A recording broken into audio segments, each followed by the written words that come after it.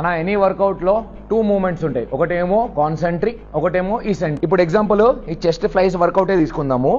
మీరు కిందికి ఇట్లా స్ట్రెచ్ చేస్తారు కదా, దీన్నేమో ఈసెంట్రిక్ అంటారు. పైకి స్క్వీజ్ చేస్తారు కదా, దీన్నేమో కాన్సెంట్రిక్ అంటారు. అదే ఇప్పుడు బైసిప్ వర్కౌట్లో చూసుకోరి, ఇదేమో మీ కాన్సెంట్రిక్, ఇదేమో మీ ఈసెంట్రిక్. ఇప్పుడు ఇవన్నీ మాకెందుకు చెప్తుండు అనుకోవచ్చు మీరు.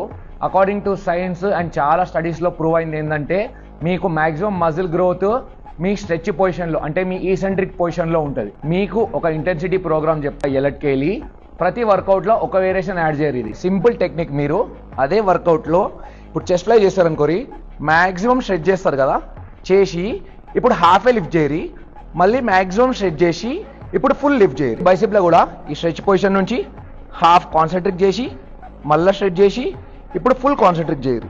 మీకు ఏ మజిల్ అయితే వీక్ అనిపిస్తుందో, లేకపోతే ప్రాపర్గా ట్రైన్ చేస్తలేరు అనిపిస్తుందో, దాంట్లో ఈ ఇంటెన్సిటీ ప్రోగ్రామ్ యాడ్ చేసుకోరు. కానీ ఇవన్నీ చేయాలంటే జిమ్ జాయిన్ కావాలి.